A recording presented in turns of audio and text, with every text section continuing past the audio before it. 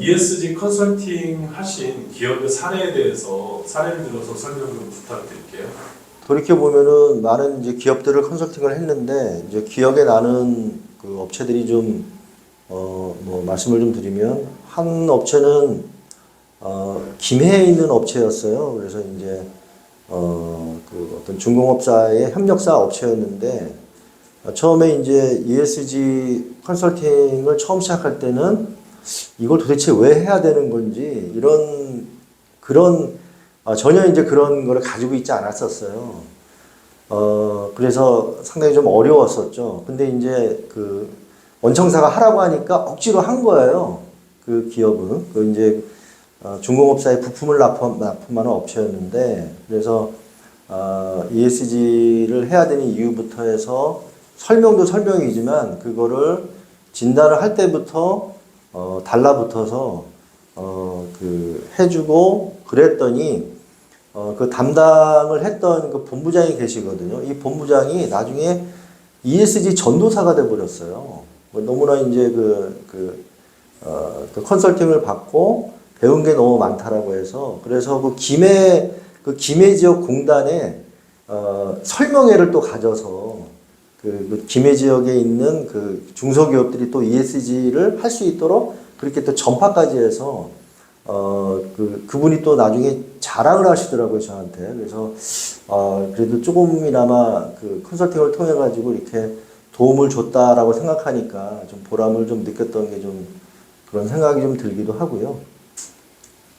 저도 다양하게 했지만 특별히 좀 생각나는 기업이 있다고 한다면 여수에 있는 모 설비 업체입니다. 이 설비는 주로 이제 여수에 있는 그 여수 산단의 경우에는 정유나 어떤 케미칼 쪽에 포커싱된 산단인데, 모 대기업의 케미칼 회사의 협력사였습니다. 그래서 뭐 이 기업 같은 경우는 처음부터 되게 이제 관심들이 좀 많았고, 거기에 있는 이제 임원께서 직접 대응을 하시면서 컨설팅을 대응하시면서 세세하게 좀 관심을 가졌습니다. 특별히 이제 그 여수 산다는 아시겠지만 산재라든지 또 사망 사고도 종종 일어나는 좀 위험한 작업들이 많다 보니까 이제 안전 보건 측면에서 굉장히 리스크가 많은 업체다 보니까 다른 어떤 지역이나 업종에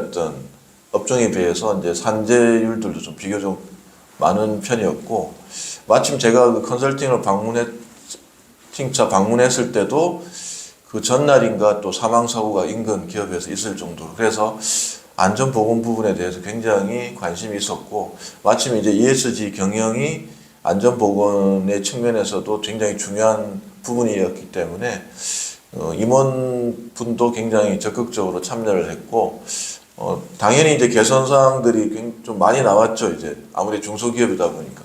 그런데도 불구하고 굉장히 빠르게 대응해 주시고, 그 매뉴얼을 아예 책자로 만들어서 그 개선사항에 대해서 사진을 찍고 그걸 다 붙여가지고 저한테 이제 개선사항에 대해서 이제 제출을 할 정도로 굉장히 좀 감동을 받았고, 그 기업은 당연히 이제 그 이후에 그 고객사로부터 또 많은 또 일들을 수주받았고, 지금까지도 개인적으로도 연락을 하고 안부를 묻는 정도의 어떤 좀 친근감 있게 저한테 좀 다가온 기업이었고, 그 기업을 통해서 ESG 경영이 중소기업이든 어떤 기업의 형태나 사이즈와 관계없이 굉장히 중요하다는 것들을 굉장히 이제 잘 인식하게 준 계기가 된 업체라고 볼 수가 있습니다.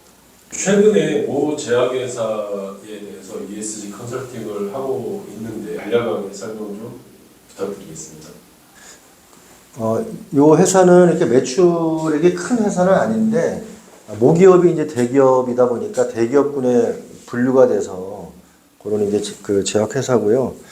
저희가 이제 이제 컨설팅을 진행을 하면서, 아까 이제 말씀을 드린 대로 사실 모든 거의 출발점은 진단이거든요. 진단이 잘 되면, 나중에 후단의 작업들이 원활하게 진행이 되는데, 초기에 그 진단이 잘못되면은 그러니까 그 처방이 잘못되면 안 되는 거잖아요. 그래서 그런 부분 관점에서 저희가 이제 그 저희 나름대로의 어떤 그런 기업에 맞는 진단을 한 거죠. 근데 진단을 통해서 이 기업도 굉장히 놀란 거예요.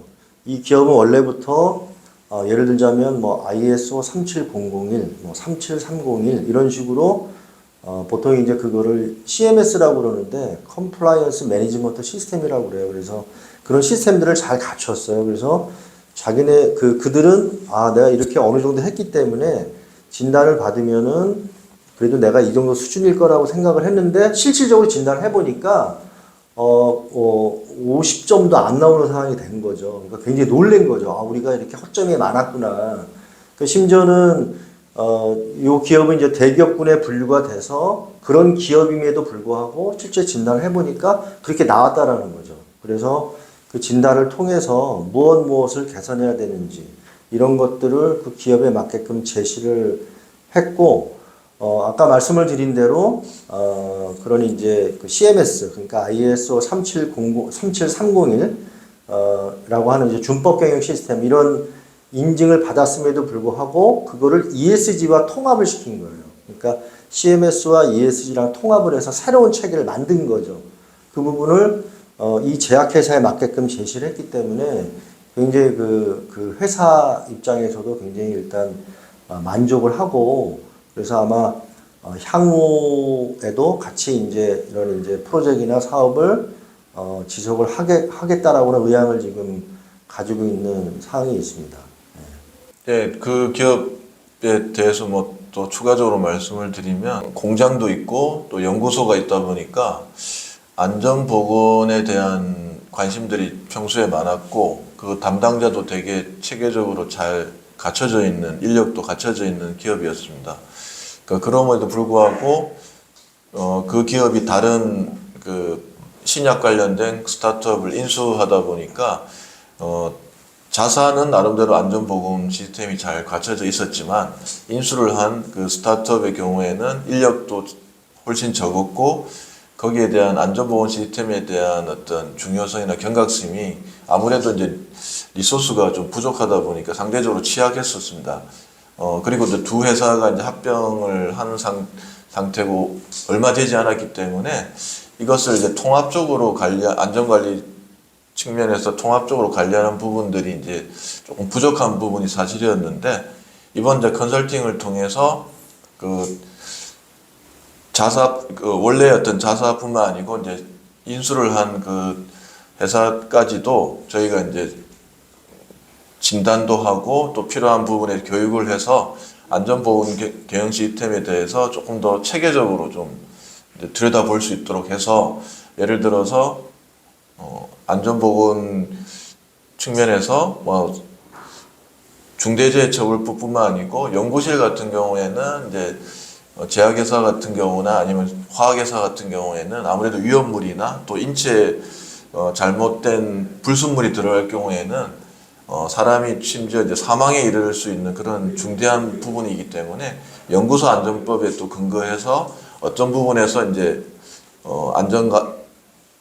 그런 법들에 근거해서 안전보건 관리 체계를 구축하고 그런 조직에 대해서 이제 저희들이 어드바이스를 해서 새롭게 이제 그 부분에 대해서 이제 구성을 해서 이제 그런 부분들에 대해서 이제 최초로 이제 그런 부분이 필요하다라는 인식들을 갖게 했고 그런 부분에서 통합돼서 이제 좀 뭐 관리를 하기 시작한 어떤 계기가 되었습니다. 그런 측면에서 이제 굉장히 좀 보람이 있었고 중요한 컨설팅이었다고 생각합니다.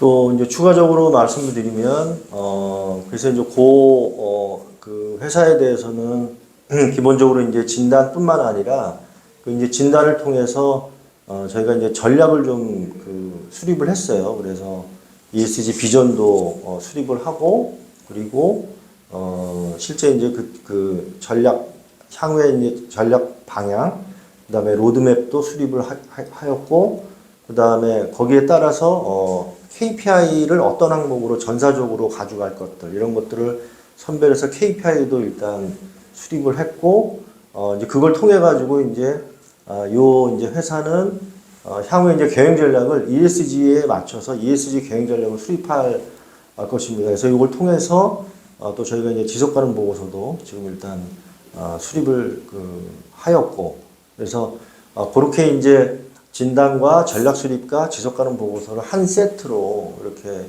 운용을 했기 때문에 단순하게 지속 가능 보고서만을 쓴 게 아니라 실질적으로 진단부터 그다음에 각종 매뉴얼, 그다음에 전략 수립, 그래서 실질적으로 이 기업이 향후에는 자체적으로 운영할 수 있도록 그런 전반적인 프로세스를 같이 좀 컨설팅 했다, 이렇게 좀 보시면 될 것 같습니다. 그래서 그런 것들을 통해서 이 기업이 굉장히 만족도가 굉장히 높았고, 향후에도 여러 가지 프로젝트를 같이 할 의향을 지금 보이고 있는 상황에 있습니다.